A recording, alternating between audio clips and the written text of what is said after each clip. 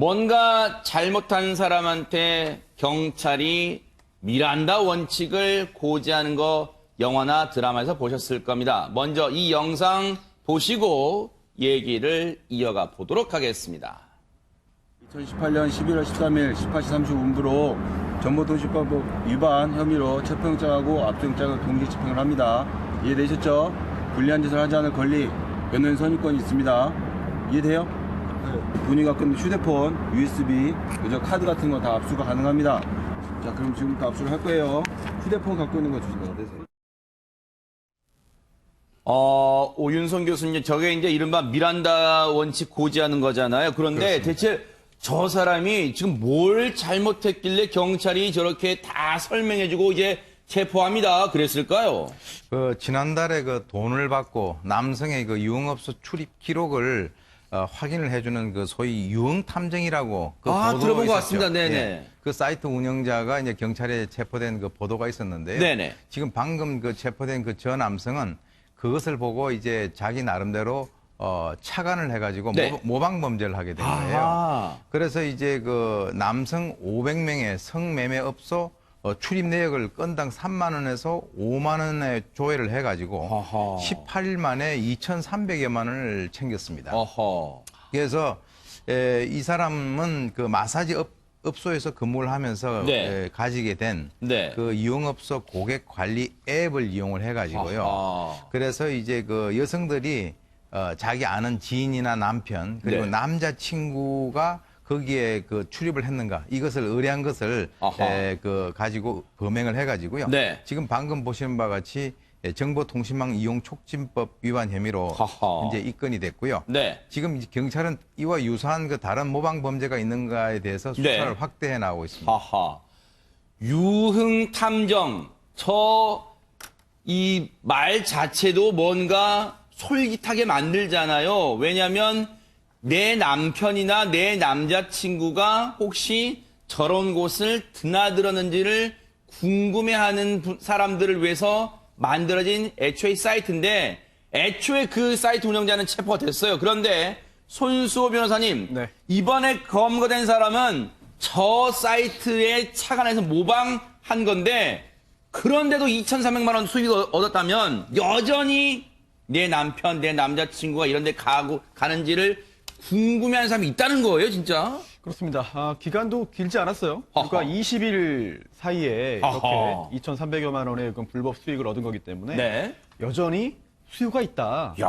누군가는 돈을 지급하면서까지 이러한 네. 정보를 알고 싶어 한다. 네. 이런 사실을 알 수 있겠고요. 네. 사실 제가 한 달쯤 전에 한 라디오 프로그램에서 이 유흥탐정에 대해서 좀 자세하게 좀 방송한 적이 있거든요. 그러셨어요? 네네. 그런데 그 후에 놀랍게도 나도 이 업을 하고 싶다. 라고 하면서 저희 사무실로 상담 전화를 한 사람들이 있었습니다. 그래요? 법적으로 어떻게 하면 이거를 이제 불법 소지를 피하면서 이 업을 할 수 있겠느냐. 네. 이런 문의를 한 사람이 있을 정도로 아하. 이게 돈이 된다는 생각을 많은 사람들이 하는 것 같아요. 네. 또 실제로 이런 업을 하는 사람들, 당연히 불법인데 아하. 이런 업을 하는 사람들에게 또 돈을 주고 정보를 또 알고 싶어하는 그런 수요도 있다는 점, 네, 굉장히 좀 놀라운 일이라고 할 수 있습니다. 네. 지금 보시는 것처럼 이번에 검거된 사람도요. 애초에는 우리 오윤성 교수님 설명처럼 마사지 업소를 근무하고 있었대요, 이 사람은요. 그런데 그때 알게 된 고객 관리 애플리케이션에 이제 개인 정보 다 들어있을 거 아니에요. 이름, 전화번호 기본이겠죠. 그걸 빼낸 거예요. 이거 돈벌이 되겠다. 유흥탐정 사건 기사를 보는데 아싸! 이거 돈벌이 되겠다. 생각에 그 애플리케이션을 통해서 정보를 다 빼낸 다음에 인터넷에 당신의 남편, 당신의 남자친구가 유흥업소 갔는지 알아봐 드리겠습니다. 광고를 냈더니요. 웬걸요? 여기저기서 연락이 왔답니다. 그래서 20일 사이에 2,300만 원 수익을 올렸다고 하는데요. 경찰 얘기 한번 들어보시고 이어가 보도록 하겠습니다.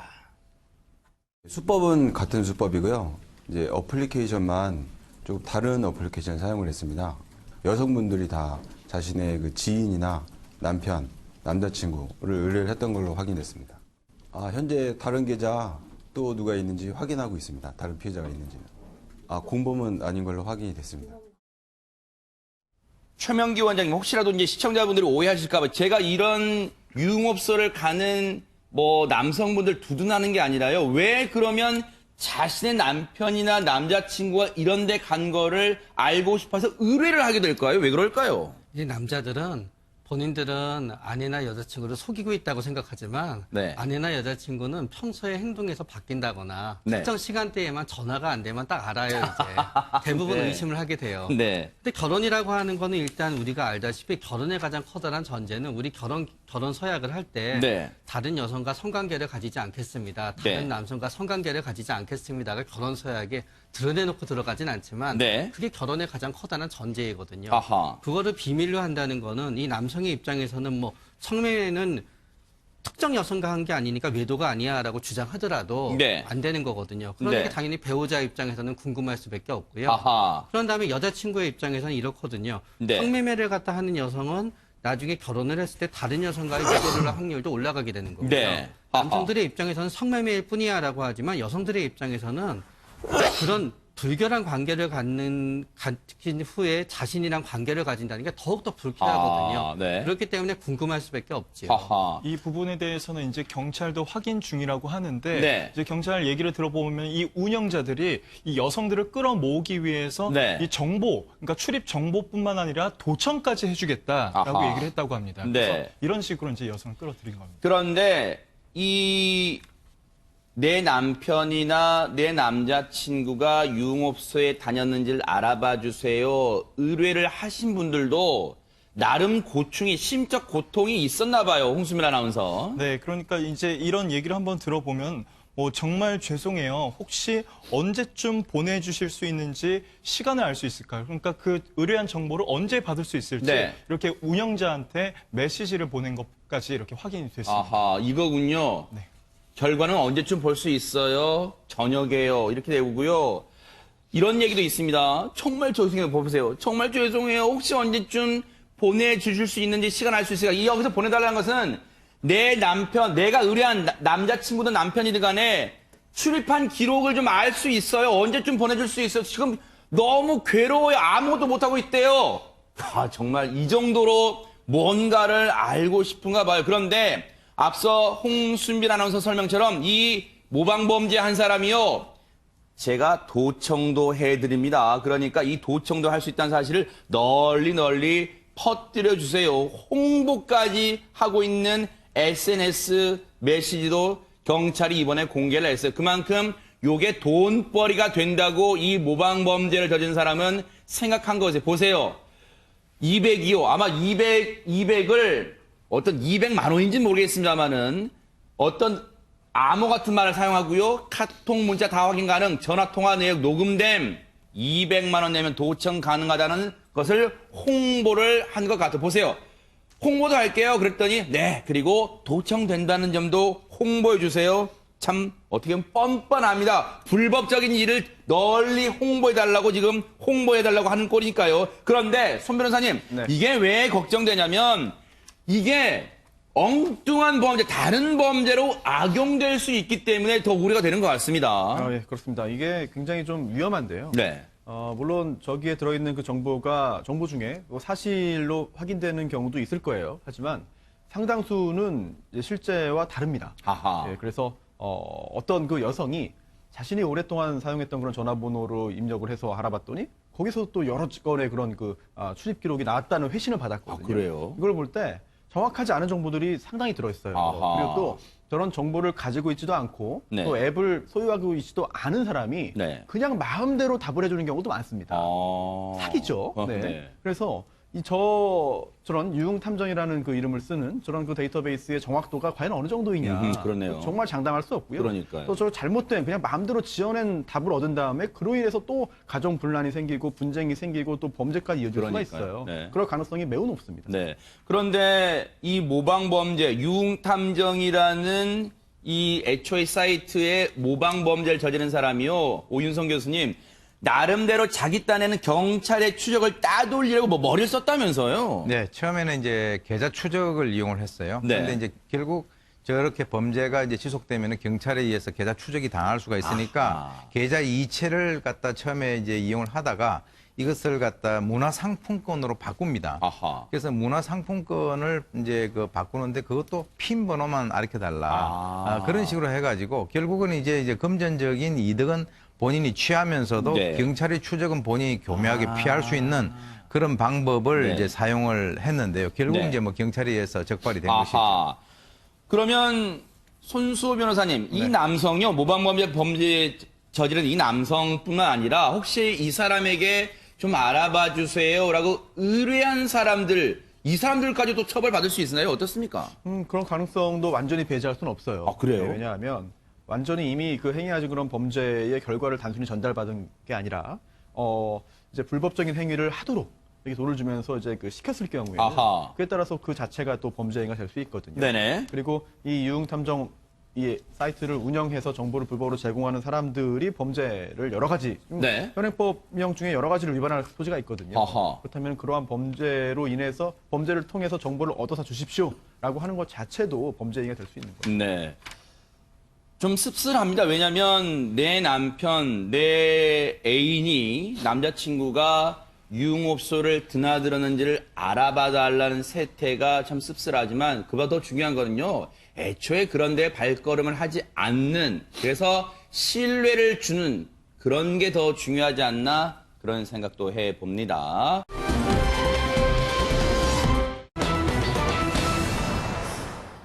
부모의 사기 의혹이 점점 드러나면서 주말 사이에도 마이크로닷에 대한 논란이 사그라들 줄 모르고 있습니다. 홍수민 아나운서. 네, 먼저 이 부분에 대해서 얘기를 해봐야 될 것 같은데요. 이 부모 사기 의혹이 불거지자 지난 20일에 마이크로닷이 공개 사과문을 발표했었습니다. 그랬죠? 그런데 그 사과문 내용에서 논란이 되고 있었던 부분을 저희가 뉴스파이터 시간에도 소개를 해드렸는데요.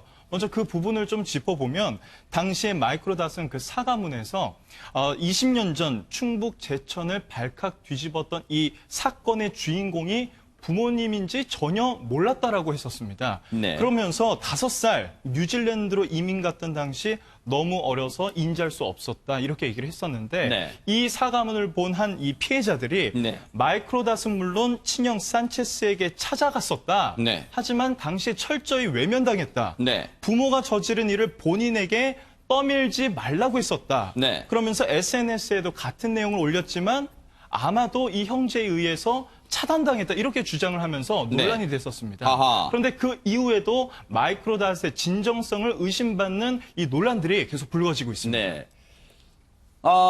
일단은요, 마이크로닷에 둘러싼 지금 논란들이 계속해서 커지고 있고, 그 부모님에 대해서도 지금 의혹들이 계속해서 증언들이 나오고 있어요. 관련해서요, MBN의 김영현 기자가 이 마이크로닷의 이 큰아버지, 하지만요, 마이크로닷의 큰아버지, 이 아버지의 부모, 이 형제들은 여러 명이 있습니다. 그러니까 그 중에 한 분, 지금 큰아버지라고 부르는 그 한 분을 우리 김영현 기자가 만나봤는데 그 얘기 들어보시고 이어가 보도록 하겠습니다. 그러니까 마이크로닷의 아버지가 내 막내 동생이라고. 네네네. 이제 말하자면 도망을 간 거야, 밤에. 예, 아줌마들이 그래.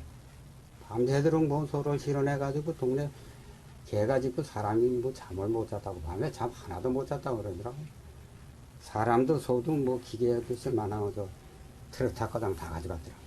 그거 뭐 보증서 줬으니까 그거 물어주느라고 내가 한 2억 물어줬다 그러면 속이 시원하겠나?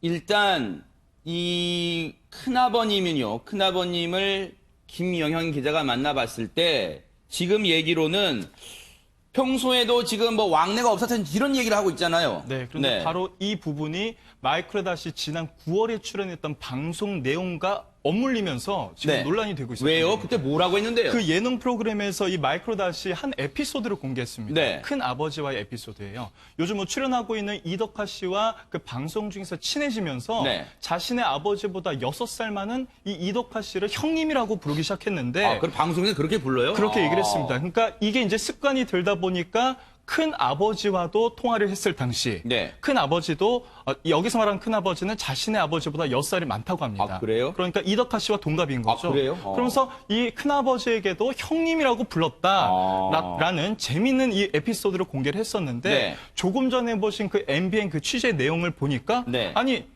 큰아버지와는 지금 연락을 안 하고 있다던데 네. 이 큰아버지는 피해자 아니었나 뭐 이런 내용과 지금 얘기가 나오면서 논란이 됐던 겁니다. 그런데 이제 여러분께 저희가 사실관계는 확실히 말씀을 드려야 되잖아요. 저희가 그래서 저 인터뷰를 보고 파악을 해봤어요. 우리 김영현 기자한테 저희가 뉴스파이터 제작진이 물어봤어요. 그랬더니 이 마이크로다시의 부모 신모 씨 있잖아요. 그 부모에게 아버지에게 형이 2분 계시는 거예요. 그런데 지금 이덕화 씨랑 동갑이란 분이 이번에 김영현 기자와 통화하신 분인지 아닌지는 저희가 확신할 수는 없어요. 그런데 2분이 있어요. 어쨌든 잘 들어보세요.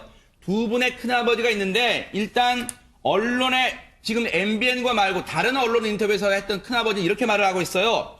마이크로닷 아버지에게 이 큰아버지 사기를 당했대요. 그 사기를 당한 큰아버지 계셔요. 그런데 조금 전에 김영현 기자와 인터뷰를 한 그 큰아버지인지는 저희가 지금 확인 중이에요. 그리고 그 후로 인연을 끊고 살고 있대요. 그리고 김영현 기자와 인터뷰를 한 그 또 다른 큰아버지는 이런 얘기를 합니다. 본인에게 일단 형님이라 부른 적은 없대요. 마이크로닷 씨가. 그리고 본인 말고도 형이 한 분 더 있다. 이렇게 얘기를 해주고 있어요. 그럼 뭔가 좀 감이 잡혀요. 그래서 형님이라 부른다 이 말이 방송에 나와 말했다고 하니까 김영현 기자 전해드린 거예요. 그랬더니 본인은 아니고 다른 형님일 수도 있지만 말도 안 되는 소리다. 아마 잘못 말하는 걸 겁니다. 라고 저에게 설명을 해줬어요. 조금 전에 설명한 겁니다. 결론은 인터뷰를 하신 큰아버님께 형님이라 부른 적은 없다는 쪽으로 지금 무게가 실리고 있어요. 그래서 오히려 김영현 기자한테 이렇게 얘기를 하셨대요. 조금 전에 인터뷰 나오신 분이에요. 이분은요. 신재호, 마이크로닷의 본명이 신재호 씨입니다. 재호가 찾아오거나 연락이 꼭 됐으면 좋겠어요. 이 말을 김영현 기자한테 할 정도면 평소에 왕래가 없다는 거 입증됐죠? 기자들 여러 명 찾아왔는데도 기자들한테 그런 말을 했대요. 연락처 알게 되면 꼭 좀 연락 좀 달라고 해주세요. 그렇게 신재호 씨의 연락을 기다리고 있다고 합니다. 자, 이렇게 되면 글쎄요. 일단은 최명기 원장님, 큰아버님이 2분인데 보세요. 사기를 당했다. 큰아버님 중에 한 분도 그 마이크로닷의 부모 아버지에게 사기를 당했다고 지금 충격적인 고백을 하고 있습니다. 그러니까 일단 마이크로닷이 되게 말을 갖다 많이 만들어야 되는 직업이에요. 래퍼라는 직업이. 네. 그러다가 보니까 뭔가 머리에 떠오르고 그게 실제가 아니든 뭔가 좋은 소재가 나타나게 되면 얘기를 하게 되는 어떤 본능이 있었을 수도 있어요. 네. 본능이 랩을 할 땐 또 그건 이제 맞을 수도 있지요. 네. 그런 걸 보면은 마이크로닷이란 이름부터 어떤 네. 이분의 약간의 그 성향은 드러나요. 우리가 다 마이크로닷 하지만 왜 이름이 마이크로닷인지 모르잖아요. 네. 그 이유가 이분이 어떤 의미에서 랩에 좀 천재적인 부분이 있었던 것 같아요. 13살에 처음에 음반을 갖다 데뷔했었어요. 네. 도끼라고 굉장히 유명한 래퍼하고 올블랙이라는 그룹을 만들어서요. 네. 그런데 그 녹음을 갖다 했을 때 본인이 썼던 퀵보드라고 이제 있잖아요. 그게 이제 마이크로였대요. 아하. 근데 녹음을 하다가 보니까 녹음 기사님이 이렇게 점이 있더래요. 네. 마이크로랑 닷을 붙여서 자기 이름을 마이크로 닷이라고 붙인 거예요. 점이란 뜻의 닷을 합쳐서 마이크로닷. 아하, 네. 그러니까 어느 상황이 있고 그 상황에 떠오르면은 그거를 계속 이용해야 되는 게 있는 거죠. 아하. 그런 다음에 또 독특하게 된 게 어떤 의미에서 본인이 프로로 데뷔를 했다가 잘 안 됐었잖아요. 네. 그런데 어떤 의미에서 아마추어가 도전하는 오디션 프로그램에 도전했었던 거예요. 2015년에. 네. 그러니까 어떤 의미에서 남이 안 가는 길을 가게 되는 거죠. 네. 그리고 생각나게 되면은 약간은 충동적으로 하게 되는 거예요. 네. 그러다가 보니까 안 해도 되는 거짓말이지만 그게 머릿속에 떠올랐을 때, 이게 좋은 예능 소재라고 했으면은 이제 얘기를 갖다 이제 꺼냈을 수도 있고요. 네. 또 굉장히 드문 가능성이긴 하지만 본인의 아버지가 만약에 이 부분을 갖다 감췄으면은 아버지의 말을 또 사실로 믿을 수도 있는 거고 네. 또 본인의 입장에서는 이 사태가 불거졌을 때 거짓말을 부르게 됐었던 거는 결국은 어떤 의미에서 또 아버지를 갖다 보호하기 위한 아들의 마음도 아주 일부는 작용했을 수도 있는 것 같아요. 하지만 그렇더라도 많은 네티즌분들과 시청자분들은 마이크로닷의 이 행동에 조금은 의아한 구석이 있다고 생각하시는 것 같아요. 왜냐하면 계속해서 말들이 바뀌고 있고 오히려 지금이라도 이 사태를 빨리 끝내려면 부모님을 계신 곳을 알아서 수소문해서 부모님이 하루빨리라도 한국에 들어오게 해드리는 게 더 정확하게 이 사태를 끝내는 길일 수도 있는데 이 와중에요, 홍순빈 아나운서. 네. 마이크로닷의 어머니라는 사람의 인터뷰가 내용이 공개됐는데 어떤 말을 했습니까? 지난 23일 언론과의 이제 인터뷰였는데요. 마이크로닷의 어머니는 정확하게 조사를 받을 것이고 이를 위한 절차를 밟고 있다. 그리고 뉴질랜드로 잠적할 의도는 결코 없다고 얘기한 바가 있습니다.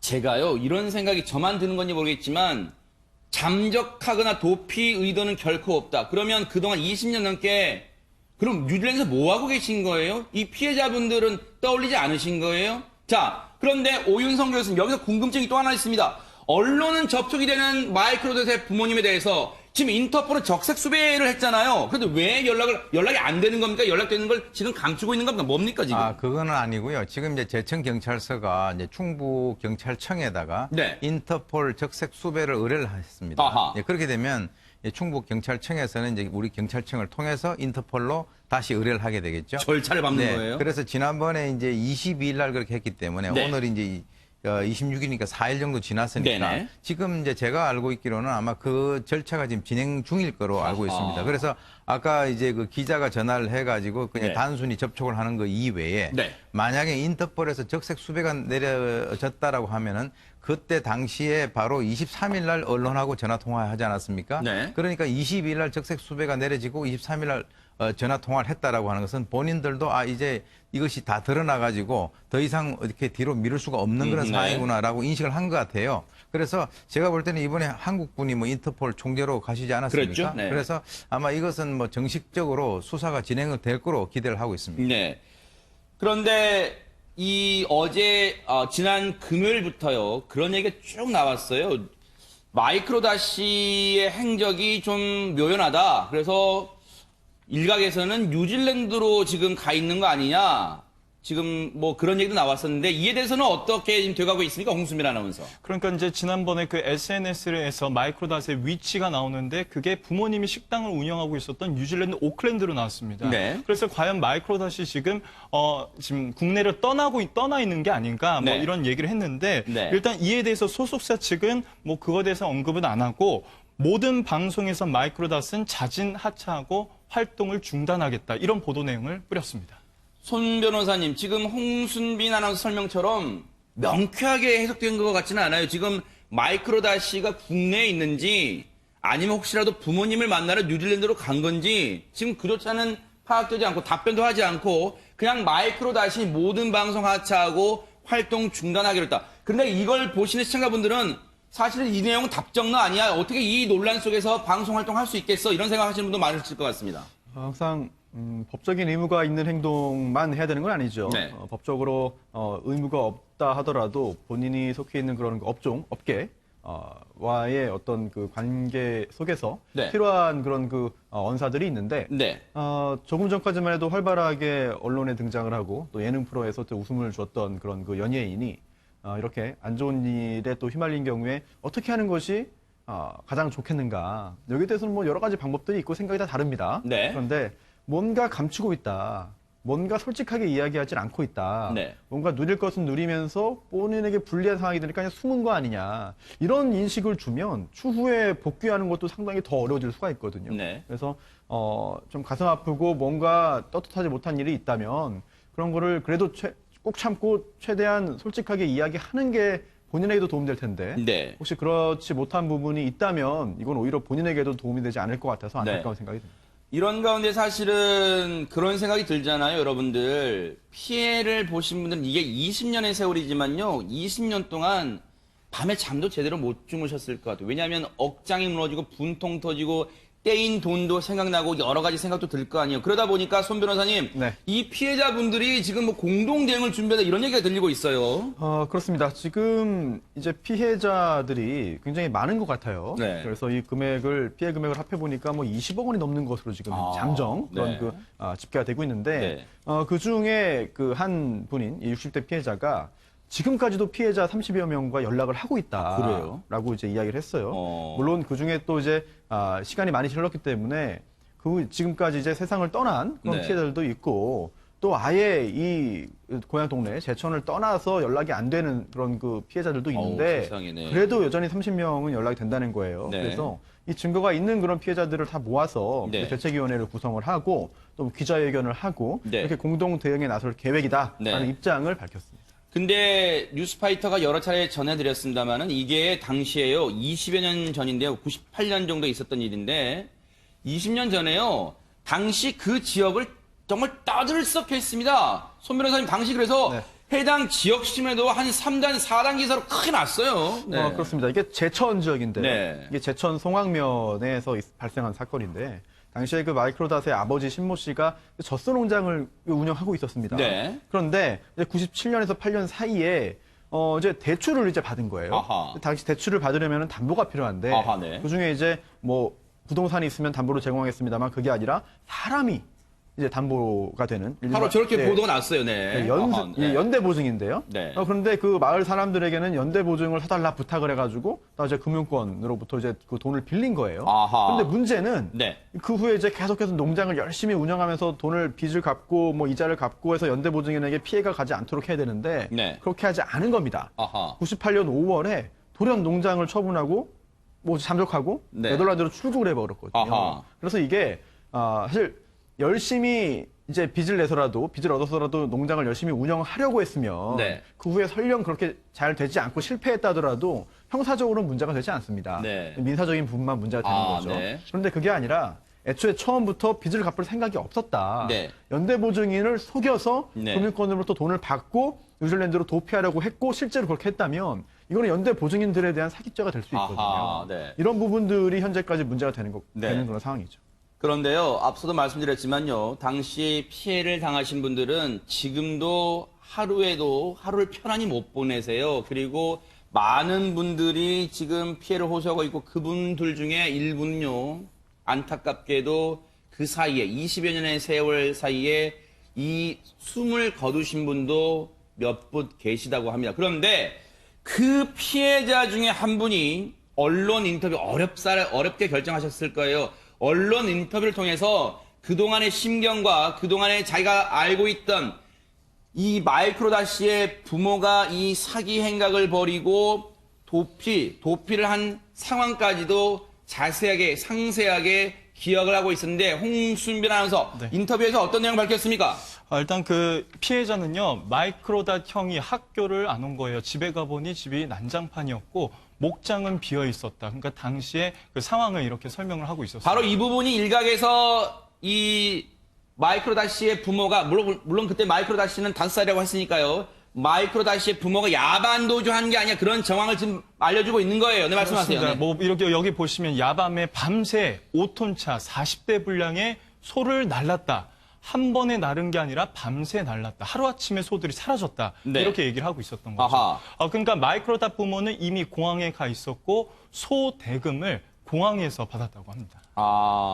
지금 저게 간접합법으로 얘기를 하잖아요. 그 말은 뭐냐면 자신은 보지는 않았지만 그때 주민들이 일부 본 사람들이나 이런 목격한 분들이 세상에 야반도주 했대, 야반도주. 그리고 차로 다 실어 나갈 때 5톤차 한 40대로 소들을 죄다 실어 날랐대. 그 소판도는 공항에서 받았대. 라고 말을 전해준 거를 이 피해를 당하신 분도 지금 언론 인터뷰에서 밝히고 있어요. 그런데 이 피해자분한테는요, 노모가 계셨나 봐요. 홍수민 아나운서. 네, 이 피해자들한테는 노모가 있었는데 이 노모는 어머니가 돌아가시면서 너 고생시켰는데 너 고생한 값 아니냐. 꼭 받아라. 돈을 받아라. 이렇게 얘기를 했다고 합니다. 네, 거의 유언이라고 할 수 있겠죠. 돌아가시면서 하셨으니까. 오윤성 교수님, 정말 저렇게 한이 맺힌 꼭 돈도 돈이지만 그 믿었던 사람, 마을 주민에게 피해를 당하시니까 한이 맺혀서 돌아가시면서 유언으로 그 돈 꼭 받아라, 얘야. 그 돈 네가 고생하는 피땀 흘린 돈 아니냐? 꼭 받아라. 유언처럼 이렇게 말씀하고 계십니다. 사실 이제 전형적인 야반 도주고요. 옛날에도 저런 일들이 이제 가끔씩 있었어요. 근데 이제 이거는 규모가 너무 크고 그 당시에 지금 20년 전에 20억이면 지금 어느 정도 되는지 잘 모르겠는데요. 네. 그 돈의 가치가.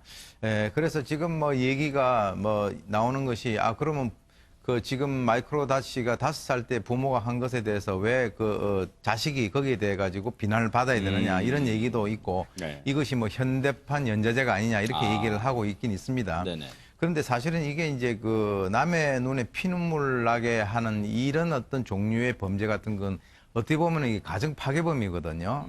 거의 뭐 20년 동안 사람들이 많이 이제 뭐 저렇게 돌아가시거나 이렇게 되는 그런 상황인데 문제는 뭐냐면 아들이 성공해가지고 이제 방송에 번득인다라고 하는 그 사실 자체가 저 피해자들에게 또 한 번 그 어떤 그 마음의 상처를 갖다 크게 주고요. 네. 지금 이제 그동안 한 20년 동안 잊었던 그것이 다시 이제 그 위로 올라오는 거죠. 그래서 이거 이제 뭐 연좌제가 아니냐, 뭐 이걸 따지는 것은 별로 중요한 것이 아니고 사실은 이제 지금 어떤 개념이냐면 친일파 후손들이 잘 살게 되면 국민들이 흥분하는 거하고 똑같은 거예요. 그러니까 지금 마이크로다시 그 당시에 뭐 5살이다 아니다 이걸 떠나가지고 네네. 지금 빨리 그 부모가 여기 나타나서 사법 처리를 받고 그리고 결자 해지를 해야만 자기 자식도 뭔가 활동을 하는 것이지 그렇지 않고 이 상태에서 그대로 활동을 할 수는 없는 것이죠. 이 인터뷰를 하신 이 피해자분은요, 당시 소 사료값 1억 8천만 원을 빌려주셨다가 떼인 거예요, 못 받은 거예요. 피 같은 돈이잖아요. 당시에 20년 전에 1억 8천이 정말 어마어마한 돈일 거라는 추정이 되잖아요. 그런데 최명기 원장님, 조금 전에 그 피해자분의 심경 나왔잖아요. 밑에 자막으로. 마이크로닷이 방송 나온 걸 보고 그리고 마이크로닷과 함께 그 부모들도 방송 나왔잖아요. 피가 거꾸로 쏟았대요, 지금. 아마 피해자들 입장에서는 자신들한테 이렇게 하고 아마 그 자신들한테 괴롭힌 사람들도 굉장히 힘들게 살고 있다 그러면은 조금은 그래도 덜 상처받을 수 있어요.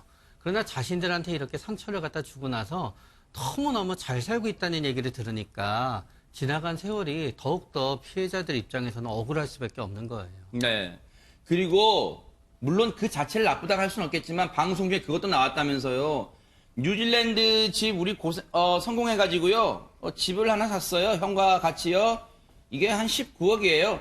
이런 걸 방송에서 아무렇지도 않게 떠드는 모습 보면서 그 피해자분들은 정말로 더 피가 거꾸로 쏟았을 거예요. 그런데 손소 변호사님. 네. 마이크로닷이 요즘 뭐 현대판 연좌제 얘기 아까 오윤성 교수님 해주셨지만 이 문제에 대해서 처벌을 받거나 그러지는 않겠지만 그럼 마이크로닷이가 할 수 있는 게 뭐가 있을까요, 혹시? 일단 과거에 부모가 했던 행동이 만약에 범죄라고 가정한다면 그렇다더라도 마이크로닷이 그 행위에 가담한 건 없기 때문에 그로 인한 처벌을 받지는 않겠죠. 근데 또 나눠서 봐야 되는 게 최근에 이 문제가 불거지면서 마이크로닷이 이제 피해를 입었다고 주장하는 분들에게 직접적으로 또는 그 간접적인 SNS 등을 통해서 여러 가지 이야기를 했어요. 그런 이야기 한 것 자체가 또 법적으로 어떤 평가를 받을지는 또 별개의 문제거든요. 따라서 하나하나 따져봐야 되겠고요. 또 혹시라도 이 마이크로닷이 피해를 주장하는 분에게 개인적으로 연락을 했는데 그 개인적인 연락 자체가 어떤 뭐 협박이 되거나 또는 공갈이 되거나 등등 여러 가지 문제가 될 수 있습니다. 이런 것도 좀 따져봐야 됩니다. 네. 알 수가 없으니까요. 네. 그리고 또 사실 법적인 부분에서는 오히려 굉장히 좀 단순할 수 있어요. 네. 마이크로닷이 뭐 어떤 그 여러 가지 문제를 직접적으로 일으킨 건 아니라고 판단될 가능성이 매우 높기 때문에 네. 다만 본인이 또 연예인이고 네. 또 앞으로 또 연예계에서 연예인 활동을 계속 하려는 생각이 있다면 네. 이 부분은 어떻게든 정리를 해야 될 텐데 네. 과연 지금처럼 나는 문제가 없다라고 하는 그런 그 좀 입장에서 네. 대중을 대한다면 과연 이게 원만한 연예계 복귀로 이어질 수 있을지 저는 좀 의문입니다. 조금 전에 국민청원 마이크로닷이 현대판 연좌제로 또 다른 피해자라, 즉 마이크로닷을 옹호하는 국민청원에 올라온 걸 잠시 보여드렸는데요. 그 제목이 그렇더라고요. 뜬금없이. 글쎄요, 이게 뜬금없을까요? 당시 마이크로닷 부모에게 피해를 당하신 분들 볼 때도 이게 뜬금없을까요? 마이크로닷에게 돈을 물어내라고 하는 게 아닙니다, 지금. 이걸 처리하는 과정이 왜 이렇게 매끄럽지 못하고 오히려 또 다른 분노를 낳고 있을까요? 그런데 그게 뜬금없을까요? 그런 생각을 해봅니다.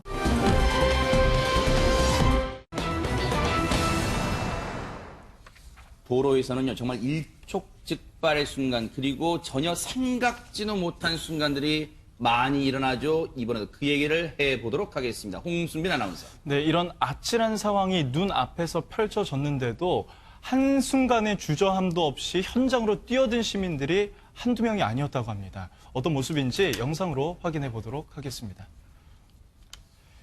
네, 교차로 한복판에서 지금 버스와 승용차가 충돌에 멈춰서 있습니다. 지금 승용차 쪽에서 연기와 불길이 치솟고 있고요. 지금 버스 앞부분, 승용차 부분을 보면 남성들이 지금 승용차 문을 열기 위해서 끙끙대고 있습니다. 그런데요, 이 모습을 본 주변 시민들이 지금 하나, 둘 몰려드는데요. 지금 뭐 한 대여섯 명 정도 보이는데 점점 더 많은 시민들이 이렇게 몰려들고 있습니다. 저 승용차 안에 여성이 갇혀 있었던 거예요. 지금 여성이 문을 열지 못하고 나오고 있으니까 주변 시민들이 구조하려고 이렇게 모여드는 모습인데 굉장히 지금 뭐 세기 힘들 정도로 많은 시민들이 보이고 있습니다. 지금 저 상황이요. 이 추정컨대 저 지금 교차로잖아요. 사거리 교차로잖아요. 버스가 좌회전하는 상황이었던 것 같아요. 그리고 저 승용차는 우회전을 하는 상황에서 충돌이, 즉 측면, 승용차의 앞부분과 측면을 버스가 들이받으면서 차량의 불길이 삽시간에 번진 것으로 보이고, 당시에 운전자는 여성분이었는데 다리를 그 충격으로 다쳐서 꼼짝달싹을 하지 못하는 그런 일촉즉발 위기의 순간이었다고 합니다. 당시에 정말 어떤 상황이었는지 현장에 있었던 경찰 얘기 들어보시고 이어가 보도록 하겠습니다. 순찰 근무 중이었거든요. 그래서 차에서 불이 나 있고 사람들이 막 이렇게 문을 막 잡아당기고 있더라고요. 네. 그냥 안에 보니까 여자 운전자분이 구해달라고 하면서 이렇게 딱 이렇게 쳐다보고 있는 거예요. 아, 순찰차에 소화기 있지? 그 생각이 벌떡 나가지고 소화기를 갖고 와서 얼른 진화를 시도했죠. 그리고 이제 시민 한 분하고 저하고 시민 상태로 들고 제가 이제 다리 쪽을 들어가지고 뒷좌석으로 살짝 옮겨서 운전석 뒷문짝 있잖아요. 뒷문짝 출입구 쪽으로 해가지고 네. 여자 운전자를 뺐어요. 골절상 외에는 특별한 외상이 없는 것 같다고 그런 말 하던 것 같더라고요. 시민들이 자가용에 있는 소화기도 갖고 오고 주변에 있는 가게에 들어가가지고 소화기도 갖고 와가지고 많이 꺼주셨던 것 같아요. 그런데요, 오윤성 교수님, 저희가 이제 저 상황을 보고 영상으로 보니까 어떤 제3자적 입장에서 보니까 말은 쉽게 하지만 저 불길을 보고, 시뻘건 불길을 보고 저 현장에 가서 구조를 한다는 게 시민분들이요, 쉽지는 않은 상황 같아요. 그렇습니다. 저거는 이제 이 시민들이 저런 상황이 벌어지면은 아주 조건 반사적으로 그냥 그대로 가서 본인들이 뭐 어떤 그 조치를 한다라고 하는 것이 몸에 배어 있는 것 같아요. 아하. 사실은 이제 시민들도 천차만별이기 때문에 그렇죠. 저 상황에서 자기가 위험하다라고 하면 안 갔을 텐데 네. 이번에 상당히 운이 좋았던 것이 저때 당시에 그 시민들이 적극적으로 저렇게 그 개입을 하고요. 네. 마침 또 바로 옆에 그 경찰 순찰차가 지나갔는데 아하. 경찰 순찰차에서 내린 그 방금 네. 그 인터뷰했던 그 경찰 같은 경우도 네. 바로 소화기를 들고 가가지고 실제로 이제 그 안에 있는 그 여성이 다쳐가지고 전혀 움직일 수 없는 그런 상황인데요. 네. 이 시민과 경찰이라고 하는 이 두 집단이 이 지역사회 경찰 활동이라고 하는 가장 기본이 시민과의 협조입니다. 아하. 그래서 저 상황에서 좋은 어떤 결과를 이번에 얻은 것이 아닌가 이렇게 네. 생각이 됩니다. 지금 이 영상 네네. 같은 경우에는 지금 굉장히 적극적으로 움직이고 있는 게 지금 몰려든 사람이 보행자뿐만이 아니라 저 버스 뒤에 막 차량을 세워놓고 비상등을 켠 상태로 운전자들이 현장으로 뛰어가는 모습이었습니다. 아하. 저렇게 이 운전석이 저 보세요. 많은 분들이 힘을 사용해서 영차에도 운전석 문이 열리지 않았던 이유가 앞서 말씀드린 대로 좌회전하던 버스가 운전석 부분을 들이받는 바람에 차 문이 밀려 들어갔어요. 그러니까 저게 정상적으로 작동을 안 하는 거예요. 그러니까 저 문을 아무리 잡아당겨도 저게 절단기가 사용되지 않는 한 열 수가 없었던 상황인가 봐요. 그래서 저 안에 있던 여성분은 지금 다리를 다쳐서 움직일 수도 없는 상황. 다만 정신은 정말로 위기의 순간에 이 정말 초인적인 힘을 발휘해서 살려달라고 외쳤고 아마 이 창문을 열었던 것 같아요. 그래서 그 시민분들이 들어가서 차문을 뒷문을 열고 결국 이 여성 운전자를 옮겼고 야 이거 저는 이번에 알았는데요. 차 뒷좌석과 트렁크가 연결이 되네요. 최명기 원장님. 네, 그 부분이 연결이 되기 때문에 네. 위험할 때는 그 뒷좌석으로 아하. 우리가 빠져나올 수 바로 저렇게 돼 있네요 지금. 네. 아하. 그런 다음에 제 생각에는 아마 이건 제 추측인데요. 아마 제일 처음 도와주는 분이 중요하거든요. 그러네요. 제일 첫 번째 도와주는 분이랑 따라서 두 번째 도와주는 분이 있으면 그 다음부터는 세 번째, 네 번째 사람이 많이 모여요. 아하, 네. 아마 그 첫 번째랑 두 번째 분은 아마 저 버스에 있었던 네. 운전하시던 분이나 아니면은 그 옆에 있었던 승객분들이 아닐까 싶어요. 아하. 그리고 저게 만약에 여행사 버스이고 저 여행사 버스에 일정 사람이 있었다 그러면 그분들은 유대감이 있는 아는 분들이거든요. 네. 그러다가 보니까 누구 한 사람 도와주기 시작하면은 네. 다른 사람도 다 아시는 분들이기 때문에 이 아하. 유대감이 있기 때문에 네. 도와주는 분들이 같이 몰리게 되는 거죠, 이제. 저희가 알아봤더니요. 저 이제 뭐 이 경광봉 들고 있는 경찰 마침 그곳을 순찰하던 경찰분도 합세를 하셨지만요. 애초에 맨 먼저 몸이 반사적으로 반응해서 저 차에 가서 구조 활동한 사람들 중에는요. 고등학생들도 있었답니다. 손수 변호사님. 네. 우리가 맨날 뭐 이제 그 철딱선이 없는 이 청소년들이 범죄 저지르는 거 보니까 요즘 아이들이 뭐 정말로 이 아무런 생각 없이 사는 사람인 줄 그런 줄 알고 있지만 저 순간에 자신의 목숨도 위태로울 수 있는데 현장에 뛰어드는 사람들이 고등학생이라는 말 들으니까 정말 숙연해집니다, 진짜. 고등학생이나 그 학생들이 여러 가지 문제를 일으키면 보도가 많이 되죠. 네. 그래서 많은 분들이 걱정도 많이 하시는데 성인 범죄율보다 청소년 범죄율이 더 낮아요. 아하. 당연히 그렇습니다. 그러네요. 네, 그리고 또 지금은 이제 그 교육 수준이라든지 뭐 정보의 공유 수준이 굉장히 높기 때문에 네. 뭐 중학생, 고등학생만 해도 웬만한 거 다 많이 알아요. 네. 그리고 또 오히려 성인보다도 더 이렇게 그 의로운 활동을 또 많이 합니다. 네. 또 저희도 많이 소개해드렸습니다만 좋은 일, 봉사활동하고 또 위기에 빠진 사람들 구조해줘가지고 상도 받고 또 보도도 되고 이런 경우 많이 봤잖아요. 네. 뭐 이 정도로 어리다고 해서 뭐 철없고 다 네. 문제만 일으키는 게 아니라 아하. 오히려 경우에 따라서는 또 사안에 따라서는 또 사람에 따라서는 어른보다 이 중고생들이 더 착한 일도 많이 하는 경우가 있죠. 그러니까요. 우리 학생들 정말 잘했고요. 그런데 저 상황에서 지금 버스 운전자도 걱정돼요. 왜냐하면 버스 앞부분도 이제 불길이 옮겨 붙은 것 같고요. 일단 저 여성 운전자와 그리고 당시에 지금 혹시 다치신 분들 없습니까? 상황이 어떻습니까? 일단 여성 운전자 생명에는 지장이 없는 상태고요. 다리 골절상 외에 특별한 외상은 없는 것으로 지금 알려지고 있습니다. 아하, 천만 다행이에요. 병원으로 이제 이송받았고 아마 이제 저 여성분은 치료를 다 받으시고 완치가 되신 다음에는요. 아마 경찰분 도움을 좀 받아서 그때 정말로 긴급하게 구호 조치를 해주신 분들, 시민분들 감사라도 뭐 그냥 밥 한 끼 우리 또 고등학생들 햄버거 하나 좀 사주면서 콜라도 하나 사주면서 정말 고마워. 너희 덕분에 내가 정말로 위기에서 벗어날 수 있었다. 이렇게 한번 격려도 해주시면 좋지 않을까 생각되고요. 특히 오윤성 교수님, 저 고등학생들의 해당 학교에서도 이런 거 널리 알려야 될 것 같아요, 진짜로. 그렇습니다. 네. 왜 그러냐면 지금 이제 그 특히 청소년기에 있는 그 세대들은 네. 뭔가를 격려를 해주고 좋은 방향으로 이끌어주면 그쪽으로 가는 것이고요. 아하. 자꾸 이렇게 뭐 이렇게 나쁜 방향으로 끌고 가면 그쪽으로 가게 돼 있는 아주 그 주위에 있는 환경 영향을 많이 받는 그런 그 시기예요. 네. 그래서 이번에 이제 저 참석을 했었던 그 고교생 같은 경우는 뭐 경찰서장 표창을 준다든지 또는 뭐 전교생들이 모인 데서 뭐 교장 선생님이 뭐 이렇게 상을 준다든지 해가지고 앞으로 저런데 적극적으로 참여하는 청소년들이 많이 있어야 우리 사회가 그러니까요. 미래지향적이고 건강하게 발전이 될 수 맞습니다. 있을 것 같습니다.